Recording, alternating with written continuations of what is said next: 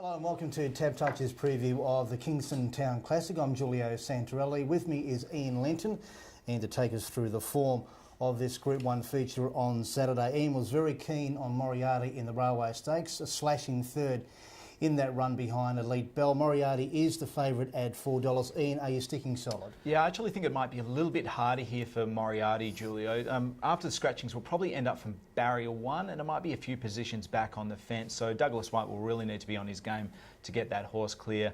And it also goes up 2 kilograms.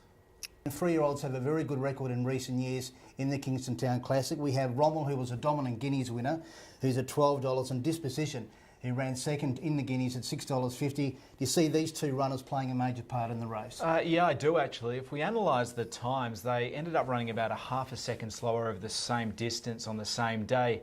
But what they make up for is the weight in this occasion. They picked up about 6.5 kilograms on Moriarty, and that's enough to offset that time, in my opinion. My only concern with these runners is the barrier. Rommel will end up starting from barrier 16, no matter what happens with the scratchings. And Disposition from that barrier may have to settle on a rearward run, but the blinkers have gone on, so it's quite tricky, but I really do think they're good enough. And what about the prospects of the two mares, Elite Bell and Belmont Girl, finishing 1-2 in the Railway Stakes? Elite Bell was the beneficiary of that hot tempo in front by the cleaner and a brilliant ride from William Pike.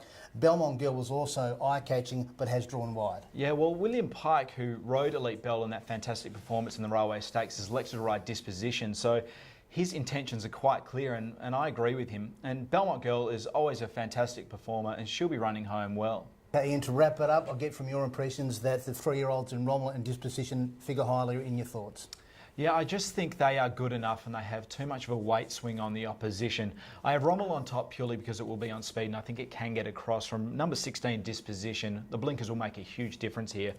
I have to put in Moriarty for third. I think Douglas White can do a pretty good job from that barrier. And 14 Fuchsia Bandana I thought was one of the better runs in the railway on a very hot tempo, as you mentioned about the cleaner, and stuck on really well and represents great value. So I'm going 15, 16, 2 and 14.